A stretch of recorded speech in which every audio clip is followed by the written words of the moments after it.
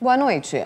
O Rio Negro ultrapassou mais uma cota. Dessa vez foi a da Defesa Civil Municipal. Agora a cidade espera por um decreto do prefeito que declara o estado de emergência. Nos bairros mais baixos, algumas casas já estão debaixo d'água.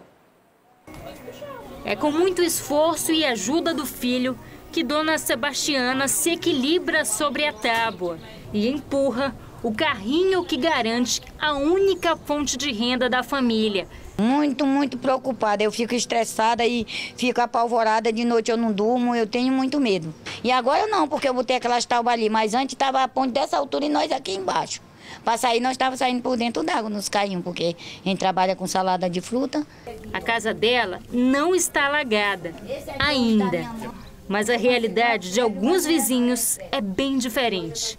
Até a semana passada, 2 famílias moravam nesta casa. A casa caiu das duas, né? E está alagando e eles não têm onde ficar. E não tem como pagar o seu aluguel. Então, enquanto isso, nós estamos tentando ajudar, né? O nível do Rio Negro já ultrapassou a cota de emergência estipulada pela Defesa Civil, que é de 29 metros. Mas o decreto só vai ser feito depois que o prefeito analisar o relatório. E, se achar necessário, ainda pode solicitar reconhecimento do governo federal, para aí sim liberar verba para a compra de pregos e madeiras, por exemplo, geralmente usados na construção de pontes. Enquanto isso não acontece, Letícia improvisa marombas. Foi emprestado de um vizinho dali de trás, que ele teve como levantar a casa dele, né? Ficou algumas madeiras sobrando, aí eu fui e pedi, né? Porque a minha foi a primeira que vai, né? Então eu tive que me adiantar, porque ano passado foi bem corrido. Já Nilcilene passa boa parte do tempo varrendo o lixo trazido pela água. Ela tenta salvar os móveis que ainda restaram. Perdi fogão, cama, a cobra engolindo meu filho. Quando eu dei fé, ele já estava dentro d'água. Todo ano é assim, cobra. Meu filho tem até a zagaia aqui para matar, ó. Todo ano é isso, é um tormento. De acordo com o CPRM, o Rio Negro deve parar de subir apenas no fim de junho. Até lá, as famílias que moram às margens dos igarapés aqui em Manaus continuam vivendo em meio à água. A Defesa Civil informou por meio de nota que já iniciou o cadastro das famílias atingidas pela cheia. Além dos cadastros, existem outras ações de prevenção que são coordenadas pelo Gabinete de Gestão Integrada do município. O trabalho é acompanhado por agentes ambientais, que explicam como descartar corretamente o lixo durante a cheia, e por agentes de saúde, que orientam sobre as doenças e os cuidados necessários nesse período. A Semusp também participa retirando o lixo da orla da cidade. A Defesa Civil informou também que 20 pontes de acesso já foram construídas em 8 bairros de Manaus. O prédio do IML pode estar poluindo um igarapé que corre nos fundos do Instituto na Zona Norte. A suspeita é do Ministério Público. Há indícios de que a água usada nos exames de necrópsia não tem recebido o tratamento adequado. Aos fundos do Instituto Médico Legal existe um fragmento de floresta.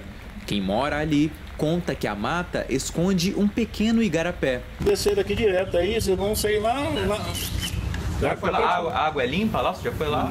Não é limpa não, porque ela é poluída essa água. Poluição que pode vir do IML. Segundo o Ministério Público Estadual, há indícios de que a água utilizada nos exames de necrópsia não recebe o devido tratamento antes de ser descartada. O problema foi observado durante uma inspeção feita pela Promotoria de Controle Externo da Atividade Policial em dezembro do ano passado. 3 dias após a inspeção, dia 5 de dezembro, nós mandamos um ofício, um expediente ao secretário de Segurança Pública da época, informando todas essas constatações que foram feitas no IML à época e solicitando providências. Esta semana, nossa equipe foi ao IML. Segundo os funcionários, a água suja é tratada nessas caixas de concreto antes de ir para o esgoto. Mas notamos que parte desses resíduos cai direto na floresta. O Ministério Público aguarda um laudo do IPAAM, Instituto de Proteção Ambiental do Amazonas, para comprovar ou não o dano ambiental. Mas esse não é o único problema. O relatório feito pelo promotor aponta também que as 22 gavetas frigoríficas são insuficientes para atender a demanda do IML. O ideal era ter pelo menos 40. O prédio do IML foi inaugurado em 2001. De lá para cá, passou por apenas uma reforma. Existe um projeto para ampliação do Instituto, mas ele está parado na Secretaria de Infraestrutura do Estado desde 2012. Tudo que o Ministério Público contemplou nessa requisição está sendo atendido. Algumas coisas já foram providenciadas e outras dependem ainda da reforma e da ampliação do Instituto, que está em andamento. Entre outros itens, a ampliação prevê uma nova estação de tratamento dos resíduos e maior capacidade de atendimento ao público. Se essas mudanças não forem implementadas este ano, o governo do estado pode responder na Justiça. Por meio de nota, a Secretaria de Estado de Infraestrutura disse que já concluiu o projeto de ampliação das instalações do IML e que aguarda o cálculo do valor necessário para dar início à licitação para a contratação da empresa que fará a obra. Já a Secretaria de Segurança do Estado, que responde pelo IML, disse que não teve tempo suficiente para nos levantar as informações e explicar por que esse projeto está parado desde 2012. Também não soube nos dizer quando essa verba será liberada e em quanto tempo a obra ficará pronta. Sobre a poluição, o Instituto de Proteção Ambiental do Amazonas, o IPAAM, informou que está aguardando o laudo de uma vistoria feita na semana passada para tomar as medidas necessárias. Depois de uma perseguição policial, 2 bandidos fizeram um casal refém no bairro Santo Antônio, na zona oeste da capital. Foi um susto para a dona Francisca, que estava na porta de casa quando ouviu os gritos. Quando eu vi os meninos subindo aí, gritando que era ladrão, que tinham roubado a filha dela, o notebook da filha dela e o marido dela lá na lojinha, né, do Betinho, lá embaixo. Antes da perseguição policial, os bandidos roubaram celulares e outros objetos dos clientes desta loja de informática na Avenida Brasil, na Zona Oeste. A mãe do proprietário reagiu ao assalto. Fui dando para trás, aí eu...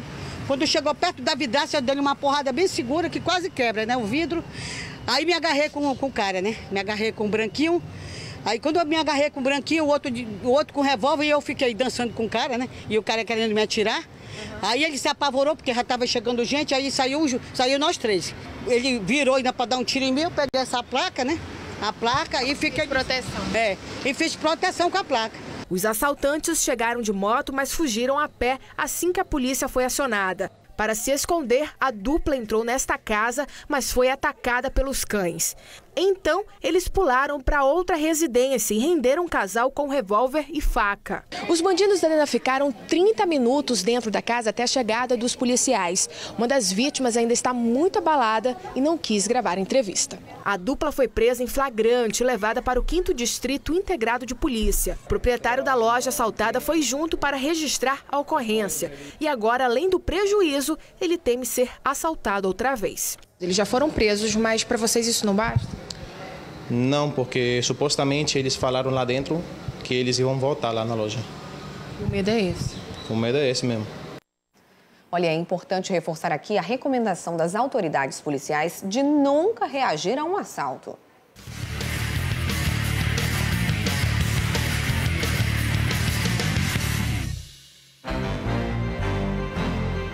A polícia conseguiu prender um casal que na semana passada roubou um carro, coletes, algemas e armas de policiais civis na Zona Leste. Também foram presos 2 homens que compraram as pistolas. Agora a polícia procura por um traficante que comprou uma das armas e abandonou no estacionamento de uma maternidade da Zona Leste. Uma Kombi ficou presa em um buraco hoje à tarde no Distrito Industrial. O problema causou transtorno para os motoristas que passavam pelo local. O Manaus Trans enviou agentes para liberar o fluxo. Uma distribuidora foi assaltada na Cidade de Deus, zona norte da cidade. 2 homens entraram armados e renderam funcionários e clientes. Outros 2 davam apoio. Os donos pedem ajuda para identificar os ladrões. A Marinha apreendeu na madrugada desta terça-feira cerca de 2 toneladas de animais silvestres durante patrulhamento naval. A carga estava escondida em diversos compartimentos de um flutuante, encoberta por camadas de gelo e peixes. Embaixo estavam pacas, tatus, cutias, veados, antas, além de pássaros e pescados, como o pirarucu, que tem pesca proibida permanentemente. Os animais abatidos foram doados a comunidades nas proximidades do município. Os responsáveis pela infração foram encaminhados aos órgãos competentes. Hoje, vereadores da Câmara Municipal de Manaus participaram de uma reunião com representantes do comércio para discutir a possibilidade de mudar o horário de funcionamento das lojas e de outros estabelecimentos públicos e privados localizados no centro da cidade. Vamos falar com a repórter Samira Benoliel. Boa noite, Samira. A mudança seria para tentar desafogar o trânsito. Mas o que os empresários acham disso? Olá, Amanda. Boa noite. Olha, a proposta de mudança no horário do comércio, órgãos públicos e privados do centro para abrir 9 da manhã e fechar às 5 da tarde, que já foi adotada aí em outras capitais brasileiras para dar fluidez ao trânsito, surpreendeu os empresários do setor e deixou eles bem preocupados com a possibilidade. Nada é oficial ainda, o assunto ainda está em fase de discussões, mesmo assim tem gerado polêmica. Para entender os motivos, a gente vai conversar agora com o presidente da Câmara de Dirigentes Lojistas, Ralph Assayag. Presidente, os comerciantes são contra essa decisão? Principalmente nesse ano, um ano que vai ser um ano muito difícil para todo o comércio, um ano onde nós temos o Distrito Industrial já com demissões, e esse ano nós temos que segurar de qualquer maneira o posicionamento de cada um funcionário. Mexer nesse ano, no momento crítico, é perigosíssimo. Eu acho que nós podemos fazer um grande estudo para nos outros anos, 2016, 2017, mas a nossa classe toda diz o seguinte: o governo não pode interferir até mesmo na abertura e no fechamento. O comércio tem que ser solto, principalmente no centro da cidade, onde nós temos mais de 5 horários. Tem loja que começa às 5 da manhã, tem loja que começa às 7, outras 8, outras 9, e o fechamento acontece da mesma maneira. Então, nós precisamos de quê? Que seja livre a abertura e o fechamento. Pelo contrário, em relação ao problema do trânsito, o governo estaduais e municipais tem que arranjar outra maneira, tem que trabalhar de outra fórmula, não trazendo um problema de demissão. Qualquer posicionamento que a gente tenha que demitir alguém por causa de um problema do trânsito ou qualquer outro que seja, nós somos contra. O senhor não acha que mudando esse horário, não ia melhorando o fluxo, como eles estavam querendo, como eles pediram, na verdade, como eles estão propondo, não ia também atrair mais clientes, já que muita gente deixa de ir ao centro por causa do trânsito? Não, o centro é centro. Então o que acontece? No mesmo horário que você está deixando, o funcionário público está deixando o seu filho no colégio, que está indo para a sua área de trabalho e que depois vai até fazer as compras, o centro vai estar naquele horário sempre com um grande movimento. Nós já cedemos exatamente o momento de carga e descarga. Nós não abastecemos mais as lojas durante o dia e abastecemos durante a noite, trazendo até um problema da área de segurança.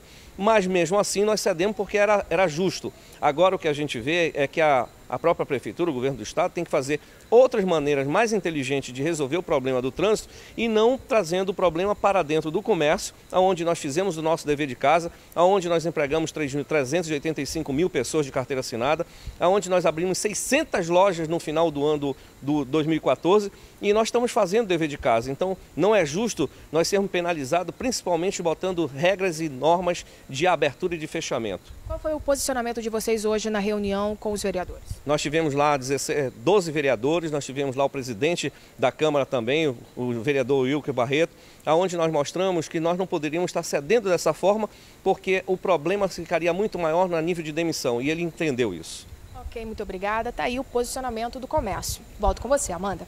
Obrigada, Samira. Então, a gente acha que ainda vai ter muita discussão, né, sobre esse assunto. Boa noite para você.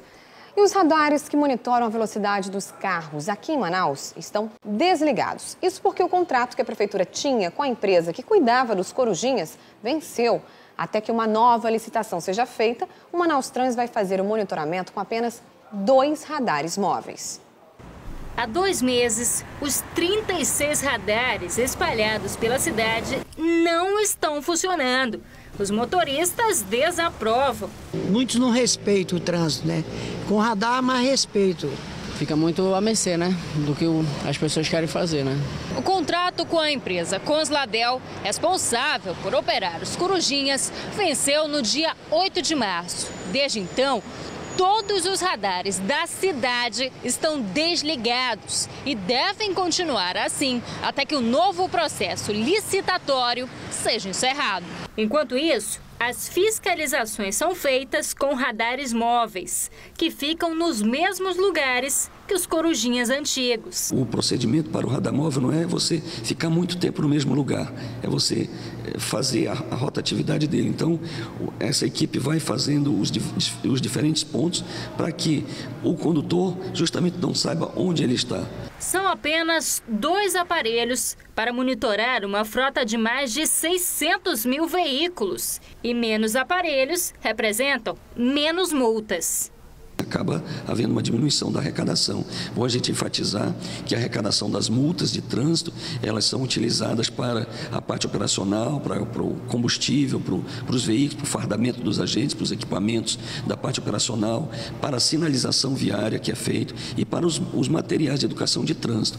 Se o processo de licitação correr dentro do tempo previsto, os radares voltam a funcionar até o fim de junho. E quem utiliza ônibus em Manaus enfrenta outro grande problema, além da longa espera pelos coletivos: a falta de paradas adequadas que protejam os usuários do sol e da chuva. E mesmo com vários modelos de abrigos, é muito difícil encontrar quem considere essas estruturas suficientes para atender às necessidades. Para você que pega ônibus e precisa parar num abrigo como esse, as paradas de ônibus da capital estão adequadas? Não. Estão muito longe de ficar adequados. O que é que precisa? Mais segurança, uma estabilidade melhor. Não está ideal, não é adequado pra gente. Mas quando a gente paga nossos impostos, né, a gente paga tudo em dia, as contas, a gente deveria ter uma coisa melhor. Algumas parecem não passar por manutenção há meses. No Parque das Laranjeiras, sobrou apenas o banco. Dos 3 modelos existentes na capital, de vidro, de concreto e de telha de barro, sobram reclamações sobre a função dos abrigos que deveriam proteger o passageiro do sol e da chuva. Os 3 foram construídos em administrações diferentes. As paradas de concreto são as mais atuais e as mais criticadas. A prefeitura reconhece ter errado na escolha e construiu apenas 75 das mais de 200 apresentadas no projeto inicial. Ele é uma estrutura pesada, difícil de remanejar, que a gente tem que levar em consideração que o abrigo ideal é aquele que eu possa remanejar com facilidade.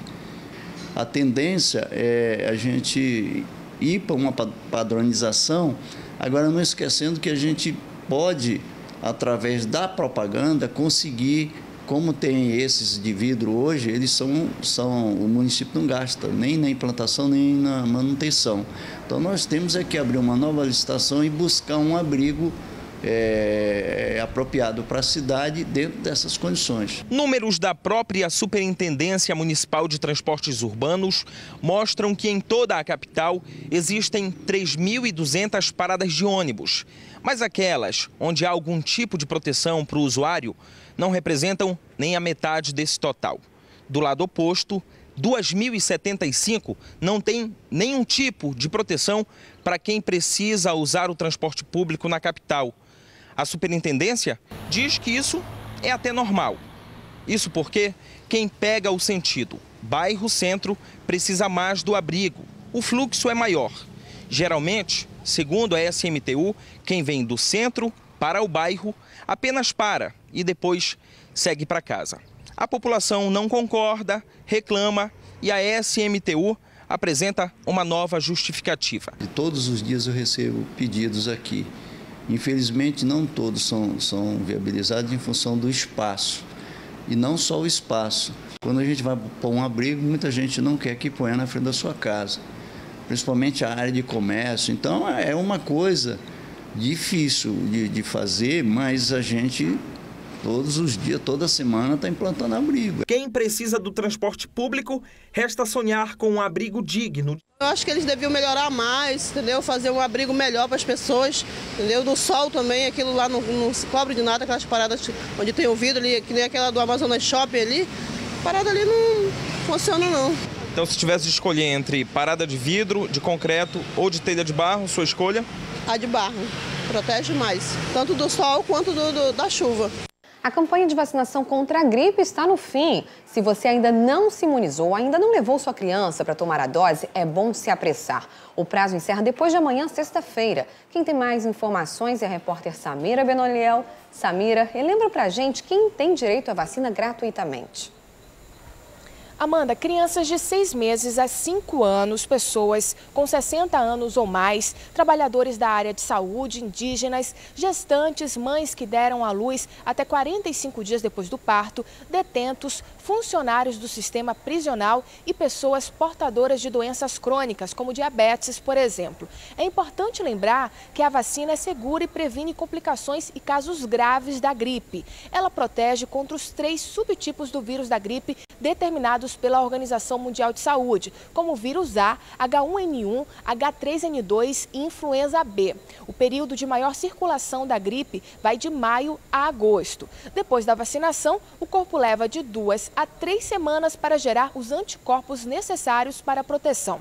Estudos demonstram que a vacinação pode reduzir em 45% o número de internações por pneumonias e em até 75% os casos de morte por complicações da influenza. A vacina só é contraindicada para pessoas com história de reação alérgica em doses anteriores ou para pessoas que tenham alergia grave relacionada ao ovo da galinha e derivados. Lembrando que a campanha de vacinação contra a gripe encerra em todo o país nesta sexta-feira e Manaus continua sendo até agora a cidade que mais vacinou no Brasil, com 70% do público-alvo já imunizado. Quem ainda não se vacinou ainda tem tempo. As doses estão disponíveis em mais de 100 unidades de saúde, como UBSs, policlínicas, CAICs e CAIMs, no caso de crianças e idosos, sempre de 8 da manhã até as 5 da tarde. É só dar uma passadinha rápida por lá, não demora muito, o importante mesmo é ficar protegido. Volto com você, Amanda. Com certeza, Samira, todo mundo tem que se imunizar. Muito obrigada pelas informações.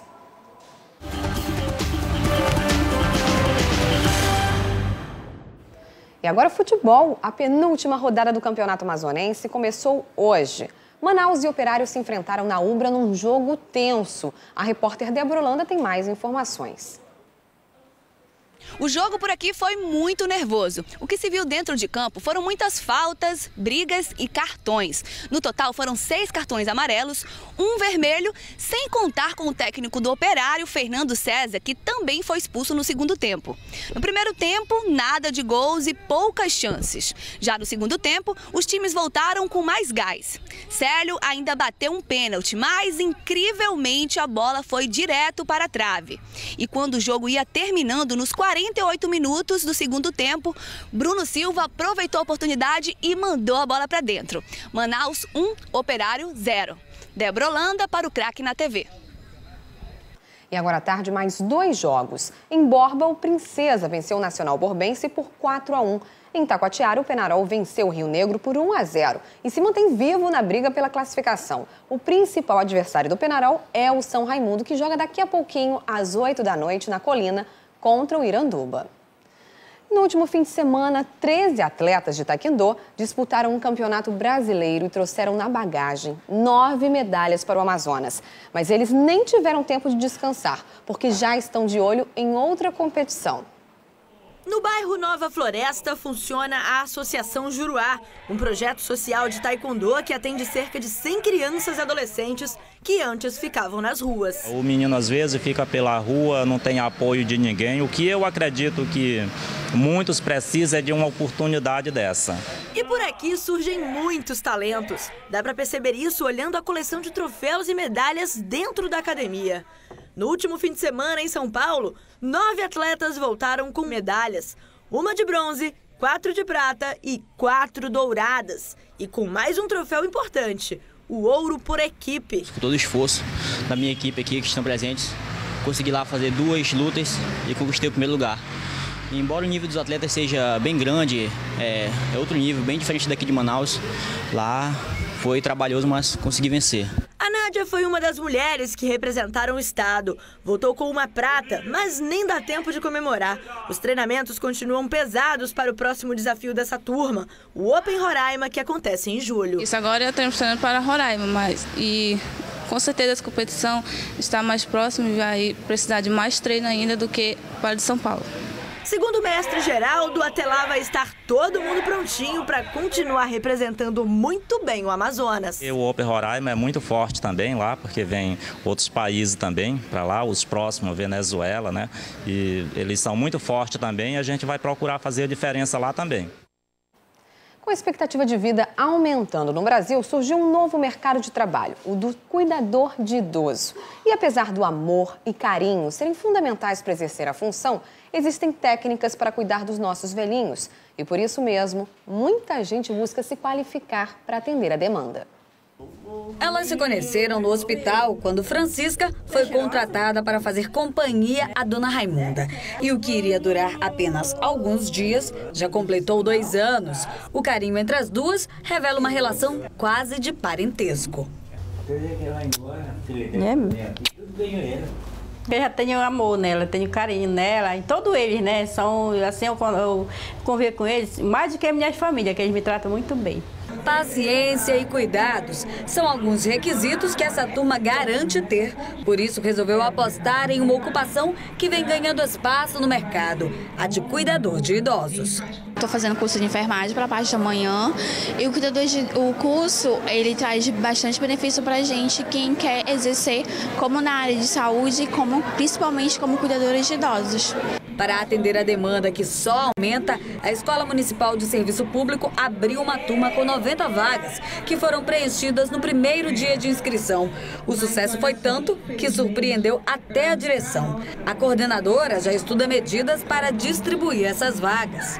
A procura é imensa. Desde o momento das inscrições, nós abrimos 100 vagas, que é o que nós temos condições de atender. E aparece, em média, 500 a 600 pessoas, até brigando pela vaga. Tanto é que, para o mês de agosto, o próximo culto, que é feito 2 por ano, será feito um processo seletivo.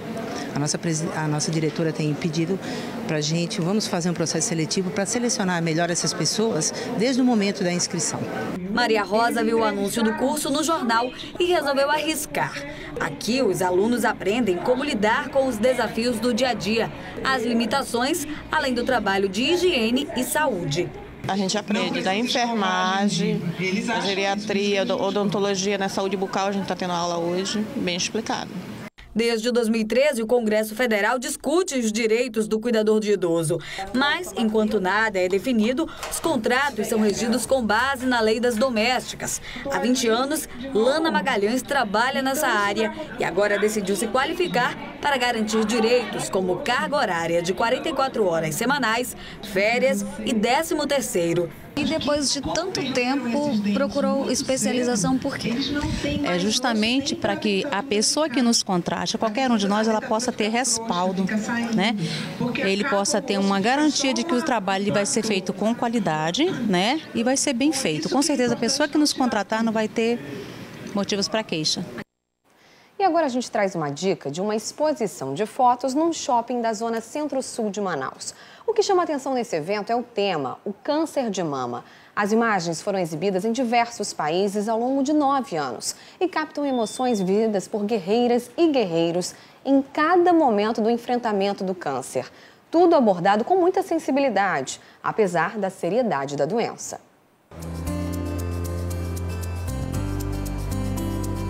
Um homem que voltou a estudar para se formar em enfermagem e ajudar a esposa vítima do câncer.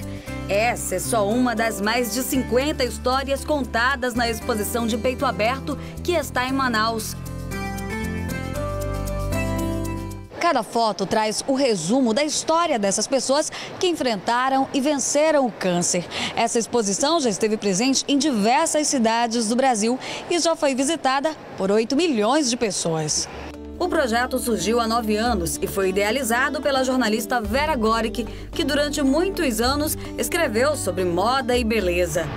Depois que vivenciou na família a batalha contra o câncer e testemunhou a falta de sensibilidade no tratamento da doença, ela decidiu transmitir força e esperança a todas as pessoas que trilham a mesma jornada. As histórias começaram pela minha própria família, porque a gente teve vários casos de câncer na família. Então a minha irmã, que está aqui, teve o câncer de mama. Meu irmão, 2 dias de diferença um do outro, eu soube pelo telefone que eles estavam com câncer. Ela mora em Nova York, me ligou dizendo estou com câncer, e meu irmão, que morava em São Paulo, onde eu moro, dizendo estou com câncer. Aí a gente teve que lidar com isso. E um mês depois a minha mãe também com câncer. E aí foi que a gente foi viajar e conheceu pessoas incríveis e resolveu fazer um projeto que mostrasse a questão da humanização na medicina e quanto esse calor humano, esse apoio dos médicos, dos pacientes, dos familiares, muda até o resultado do tratamento. A exposição relata a história de mulheres e homens do Brasil, Estados Unidos, Portugal e Espanha.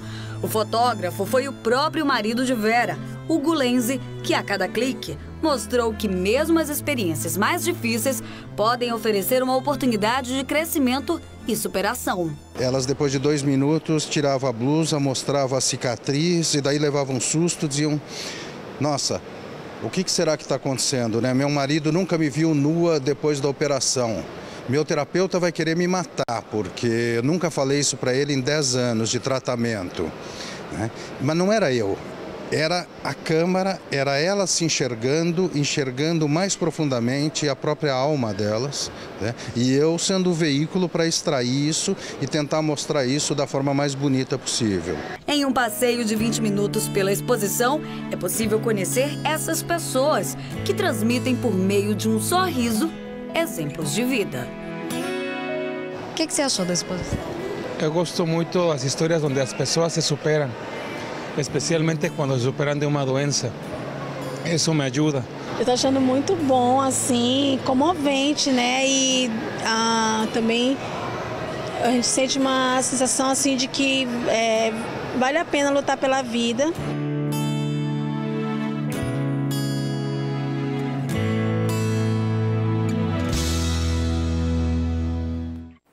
Que bacana, a exposição fica em Manaus até o dia 7 de julho, no Manauara Shopping. E com uma programação especial para amanhã. Quem tem interesse em conversar sobre o tema, ouvir especialistas e depoimentos de pessoas que têm ou já tiveram a doença, amanhã às 7 da noite vai ser realizada uma palestra interativa no Teatro Manauara. A entrada é gratuita. Para mais informações é só ligar no número que está aparecendo aí no seu vídeo. E agora uma última informação a respeito da matéria que exibimos há pouco sobre o IML. A assessora da Secretaria de Segurança Pública nos informou que a parte financeira do Instituto e todo o departamento de perícia continuam sob a administração da Polícia Civil e que, conforme foi informado pela CEINFRA, é quem deve fornecer o destaque orçamentário. Sobre os problemas relatados pelo Ministério Público, como informou a diretora do IML, eles já estão sendo sanados. Agora que você está conferindo o telefone aí das informações sobre a palestra de amanhã, 3643-4700, sobre a palestra aí do Peito Aberto, que vai falar sobre o câncer de mama amanhã gratuitamente no Teatro Manauara, a partir das 7 da noite. E eu fico por aqui. Não deixe de mandar suas sugestões para a gente no e-mail acritica.tv@acritica.com. Veja seguir mais um capítulo da novela Os 10 Mandamentos. Uma ótima noite e amanhã a gente volta a se encontrar aqui às 15 para as 7. Eu espero você.